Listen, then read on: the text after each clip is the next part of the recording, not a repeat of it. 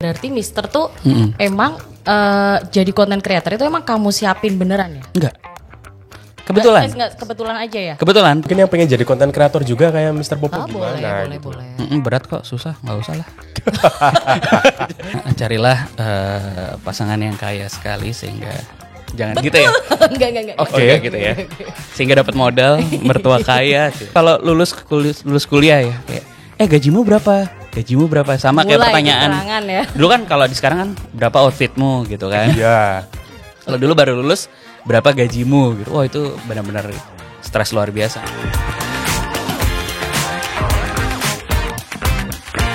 Hai kawan UGM. Hai kawan UGM, berjumpa lagi di UGM Podcast. Mantap. Di episode kita kali ini, kita akan ngobrol-ngobrol lagi. Ini mau nyambung dulu. Oh iya, nggak apa-apa. Ini biar kelihatan natural aja. Bener. Hari ini kita mau ngobrol sama salah seorang alumni UGM lagi. Yes, ya. betul. Dan aku tuh paling senang sebenarnya Dit kalau misalnya di studio podcast kita tuh kedatangan alumni yang dia tuh agak selebor gitu dari dia kuliah sampai dia sekarang jadi gimana. Itu cukup menginspiratif bagi aku. Yes, gitu. betul. Kabarnya alumni UGM yang kita hadirkan saat ini sudah punya channel podcast yang luar biasa besar. Bahkan dia mungkin hampir keluar dari jalurnya yang dulunya kuliahnya kayaknya di Fakultas Teknologi Pertanian. Malah sekarang jadi konten kreator khusus di konten-konten horor. Yes, buat kalian semua pasti yang sering banget lihat atau dengerin podcast Do You See What I See pasti bakal ini dia. Dan ini dia kawan UGM, hari ini sudah datang di studio podcast kita Mas Rizky Ardi Nugroho atau biasa yang terkenalnya dengan Mr. Popo. Bukan begitu Mister? Bukan. Tapi Mister, boleh nggak tahu info sejarahnya kenapa dulu dinamakan Mr. Popo? Nama panggung atau bukan atau nama dari keluarga kah? Bukan, sebenarnya itu nama ejekan dulu waktu SMP. Bahkan nama itu sudah dari kelas 2 SMP. Jadi di eranya waktu saya muda dulu. Ini udah langsung mulai cerita ya. Udah tua ya. Jadi begini ceritanya adik-adik. Jadi waktu SMP dulu lagi trennya manga namanya Dragon Ball. Pernah ngalamin? Pernah ya? Goku kan? Son Goku. Nah, tapi kamu SMP aku SD. Kebalik kayaknya. Lanjut. Soalnya aku lebih muda. Terus di salah satu karakter di Dragon Ball itu ada namanya Mr. Popo. Yang pakai sorban itu bukan? Yang pakai sorban, orangnya hitam banget, bibirnya merah. Masya Allah. Iya.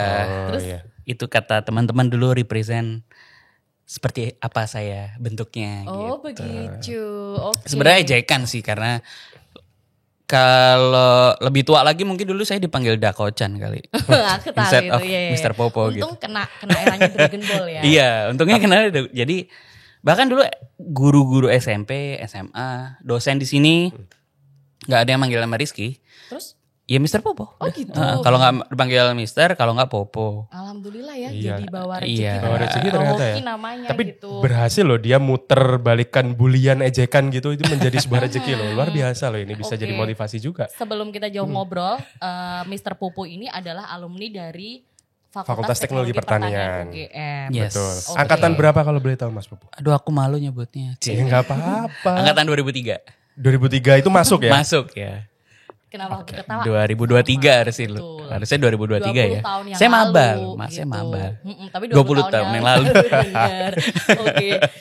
Dari Fakultas Teknologi Pertanian. Yes. Tadi kan ngomongin kalau aku kan di awal ngomong ya bahwa kalau lihat jurusannya sih kamu sekarang kayaknya agak nggak relate gitu loh dengan apa yang kamu kerjain sekarang. Kata siapa? Tapi belum selesai aku ngomongnya gitu loh. Tapi lanjutin Dit. Tapi ternyata dia itu buka bisnis usaha juga yang relate dengan jurusannya dia dulu. Dia infonya ini menjalankan bisnis ini beras organik Orice dan juga kue Honey to the Bee. Yes. Buka di mana itu?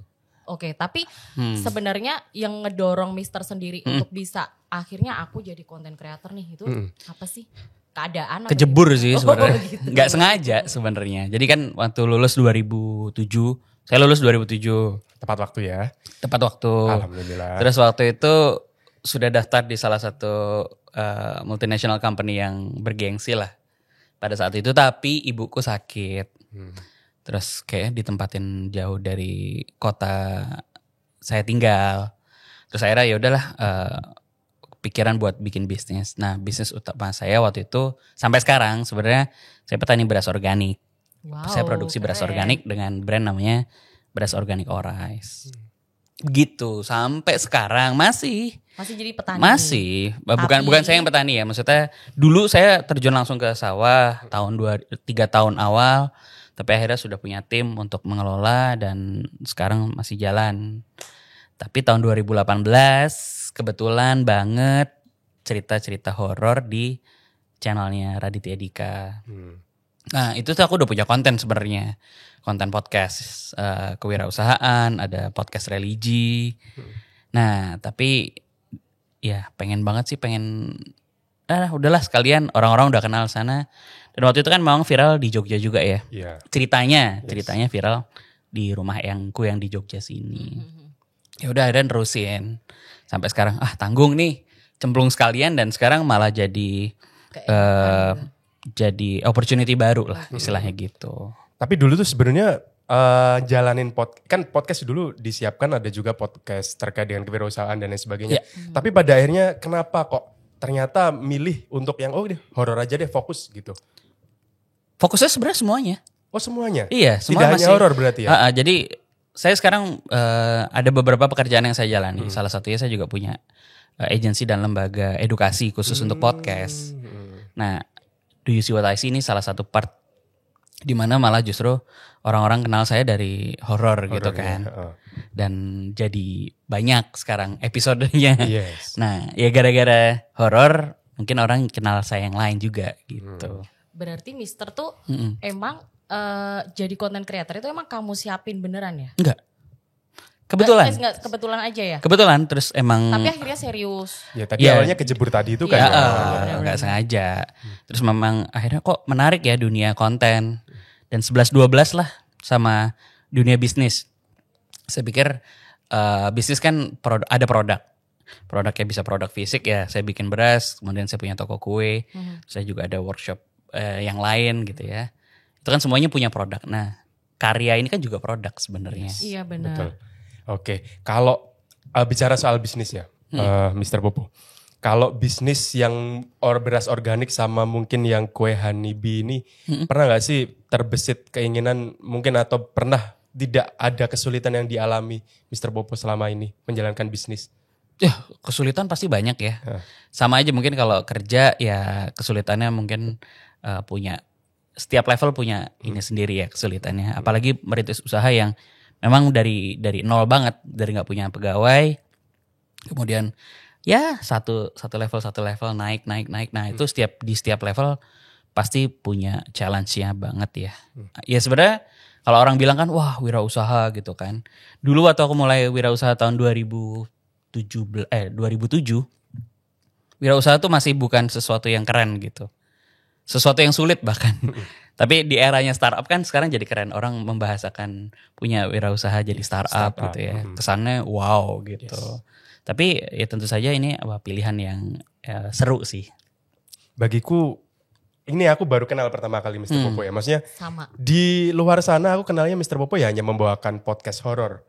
Ya hal-hal yang berbau horor. Apalagi pertama kali mungkin pas di podcastnya Raditya Dika waktu itu rumah kontrakan berhantu kalau nggak salah ya. Rumah Eyang. Rumah yang berhantu. Nah itu awal aku kenal Mr. Popo. Ternyata di balik itu semua Mr. Popo ternyata seorang wirausaha. Ternyata konten podcastnya tidak hanya tentang horor tapi juga tentang dunia-dunia lain. Maksudnya bukan dunia lain horor ya. Tapi Ya, ada emang wirausaha. tentang dunia lain Yes, gitu. betul Oke. gitu loh. Tapi apa yang diceritain Mister barusan bener sih. Maksudnya kayak memang wirausaha pada saat itu sulit beneran ya. Baru sekarang aja kayak orang ngerasa keren bisa keluar Iya, dari iya, zona iya. nyaman Benar, gitu benar. kan. Nah kuncinya apa tuh kamu bisa konsisten dari Kuncinya mengalami adalah kesulitan pengendalian diri dan beneran kamu itu keren tuh.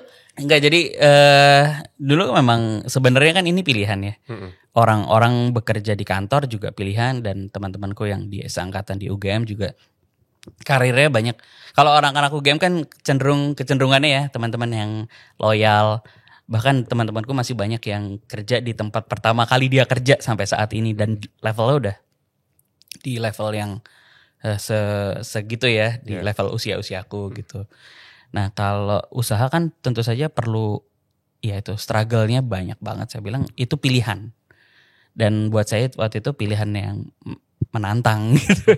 So-soan sih sebenarnya walaupun nangis-nangis juga setiap hari. Oh iya. Iya, Sekarang benar.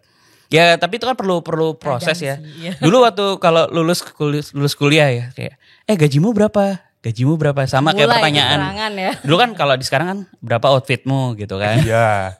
Kalau dulu baru lulus berapa gajimu gitu. Wah, itu benar-benar stres luar biasa. Makanya dulu di awal-awal mungkin nongkrong bareng teman yang baru diterima kerja itu big no lah.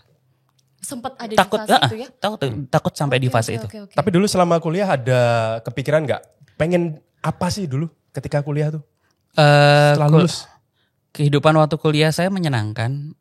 Kuliahnya. kuliahnya. Kehidupannya sulit. Jadi saya dulu sempat kerja macam-macam waktu kuliah. Dan malah saya lebih banyak dekat sama pedagang di kuliah dari tahun 2000. Ya semester 5, 6 lah. Itu kehidupan saya kehidupan ekonomi keluarga lagi terpuruk. Ibu saya lagi sakit, bapak saya nggak kerja. Dan disitulah saya pikir, saya sampai makan aja dulu kasbon sama teman. Pinjem duit. Terus gimana supaya bisa makan hemat.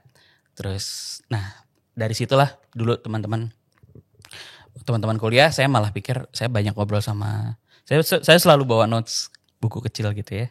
Misalnya di sini nih ada tukang bubur ayam di depan sini. Atau tukang mie Jawa di Jalan Magelang. Terus ada juga nasi kucing nasi Langgi. Mungkin si Mbak operator itu tahu saya sering makan di situ ya. Jombor. Nah itu di dekat ini pasar Keranggan, iya. pasar dekat situlah pokoknya di Jalan Magelang. Nah saya banyak ngobrol sama mereka. Berapa penghasilan mereka? Saya bikinin bisnis plan lah. Bukan saya bikinin, saya menyusun kira-kira plannya dia kayak apa sih. Ternyata pedagang-pedagang kaki lima itu luar biasa banget penghasilannya. Di tahun 2006 si bapak ibu penjual nasi Langgi di Jalan Magelang itu mereka bisa dapat penghasilan 13 juta bersih sebulan. Wow. Kayak saya, orang-orang kan pandang sebelah mata ya. Dia cuman jualan nasi kucing, nasi Langgi. Bahkan gak ada gerobaknya, cuman meja tok gitu sama tikar. Dan ternyata itu stereotip yang pedagang-pedagang Jogja punya. Maksudnya secara penghasilan loh. Kita ngelihat dia cuman jualan gitu doang. Tapi duitnya tebel banget. Nah gara-gara itu sih sebenarnya.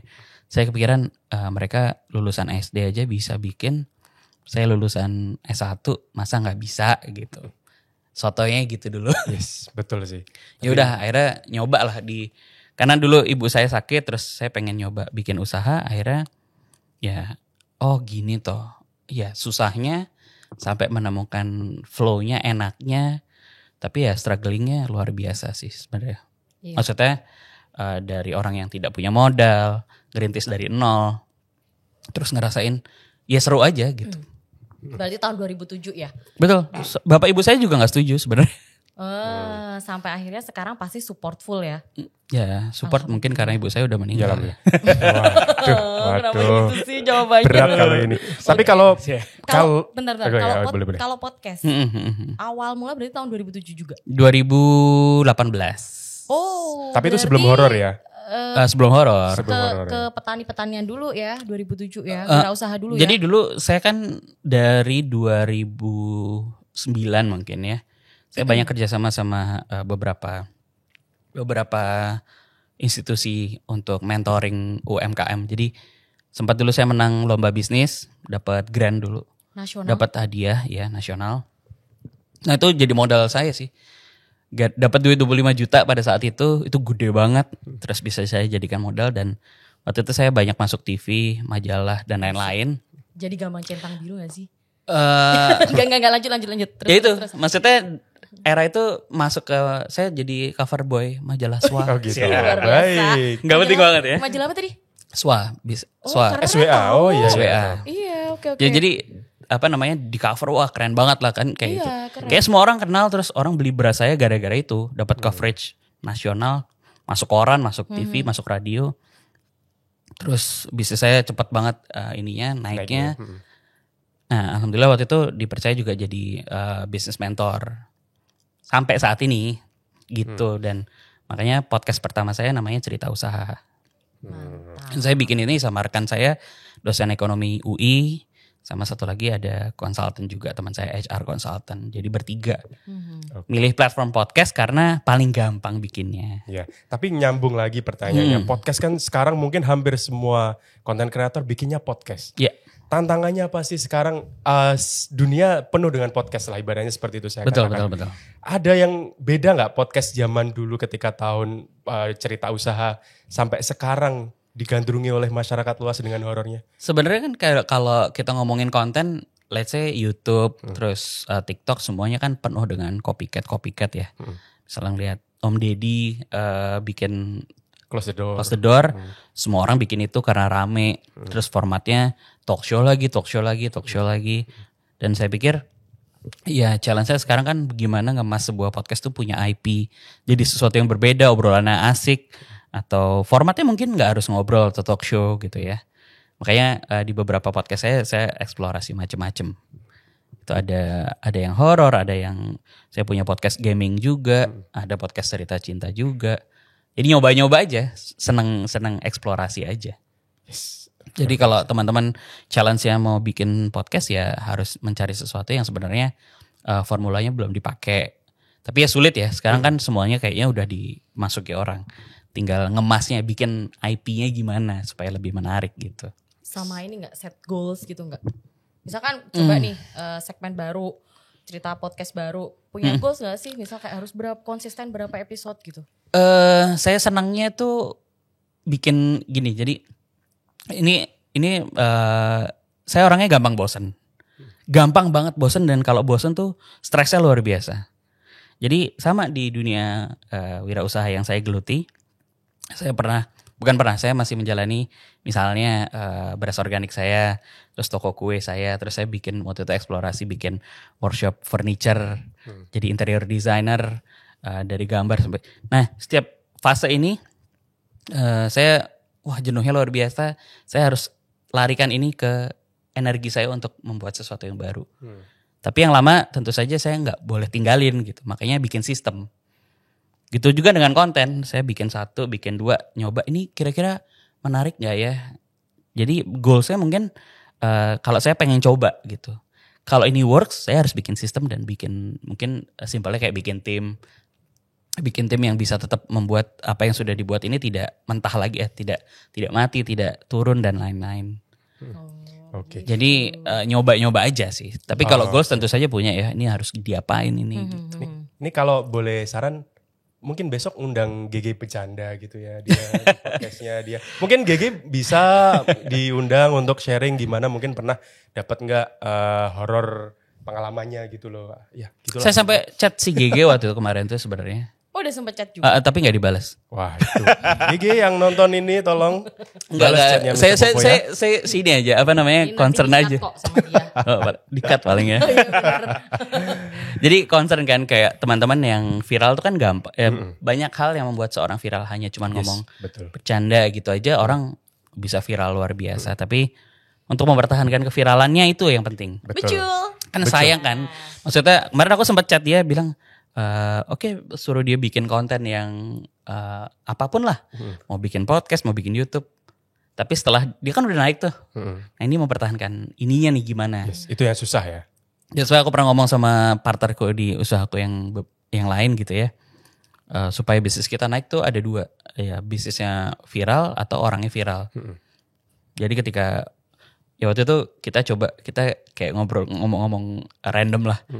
Ya udah kalau lo viral jangan lupa bawa ini gitu ya. Ya alhamdulillah waktu itu gara-gara cerita horor ya orang kenal aku, tapi kan aku mengintroduce aku punya usaha ini, aku punya ini segala macem. Dan akhirnya horor itu Do You See What I See termasuk jawaban dari itu. Jadi kan pas orang ngejar aku di cerita Rumayang, aku harus menjawab itu dengan konten horor yang orang tetap bisa keep up sama apa yang mereka cari. Nah gitu. Betul sih, luar biasa. Setelah cerita panjang lebar ke kanan dan ke kiri, kayaknya ini jadi pertanyaan terakhir deh. Cepet amat, Abis ini jauh-jauh kita loh ini. lanjut Oh, setelah lanjut. podcast. Oke. Out of record ya. Seperti biasa. Yes. Kakak, Mister minta tipsnya buat adik-adik yang mungkin lagi dengerin podcast kita nih. Hmm. Bukan adik-adik sih, tapi teman-teman kita gitu yang nantinya atau mungkin lagi ngerintis bisnis nih. Gimana caranya biar kuat secara mental, fisik dan lain sebagainya. Ya nggak cuma bisnis, mungkin yang pengen jadi konten kreator juga kayak Mr. Popo gimana boleh, gitu. boleh. Berat kok, susah, nggak usah lah. Jadi gitu ya? Bagus, aja bagus, gitu. bagus. Langganan YouTube Premium aja cukup ya kan. Oke, serius. Carilah pasangan yang kaya sekali sehingga jangan gitu ya. Enggak. Oke, gitu ya. Sehingga dapat modal, mertua kaya. Masya Allah. Jadi Tapi ingat ya, betul sih itu. kalau ini tipsnya sebenarnya gampang. Hidup itu kan pilihan. Kamu bisa kerja jadi sukses banget, atau misalnya mau jadi konten kreator ya sukses banget, atau jadi wirausaha bisa sukses banget, atau bisa gagal sekalipun gitu ya. Tapi ingat aja kalau aku prinsipnya gini, rezeki udah ditakar sama Allah kan. Ini prinsip agama kan sebenarnya. Rezeki sudah ditentukan. Terus kamu mau jemput dengan cara apa? Cara yang keren banget sesuai stylemu, atau ya udahlah kerja aja. Sebenarnya kamu kerja sama bikin usaha, jatahmu ya segitu udah pas kan. Makalah jemputlah rezekimu dengan cara yang paling kamu suka aja gitu. Oke, Adik. luar biasa. Tepuk tangan dong guys. Tepuk tangan. Enggak, aku setuju karena sebenarnya kalau misal kita menjemput rezeki dengan cara yang paling kita nyaman, kita jadi seneng. Yes, Nggak cuma betul. rezekinya yang datang banyak, kita jadi sehat segala macam, betul nggak? Betul, Yes, betul sekali. Stresnya banyak. Kerja juga stres kan? Iya, Pasti Nanti punya suami kaya banget mungkin juga stres juga. iya. Iya. Apalagi kalau misalnya di kantor punya teman-teman yang super luar biasa kayak yang di studio ini, ya ini juga salah satu anugerah juga gitu. Iya, iya. Diberikan oleh Tuhan ya. Jangan lupa dikasih ini efek-efek aneh-aneh gitu ya. Oke, terima kasih sekali Mr. Popo. Aku gak enak sih manggil Mr. Popo karena itu kan Ya, nama apa. ejekan ya. Enggak. Terus lagian dia tuh kayak agak beda usianya sama kita gitu. Yes. Masih Ya, muda banget Makanya ya. dia agak segan sama Mister. Ya. gitu. Maaf Kak, maaf. ya Mr. Rizky, terima kasih sekali sudah menemani kita di UGM Podcast edisi kali ini. Dan apabila teman-teman merasa podcast ini bermanfaat, boleh langsung di-share, boleh di-like, supaya kita bisa lebih semangat lagi untuk membuat konten-konten podcast untuk episode-episode berikutnya. Bener Ya. banget. Dan sampai jumpa di episode UGM Podcast selanjutnya. Ciao.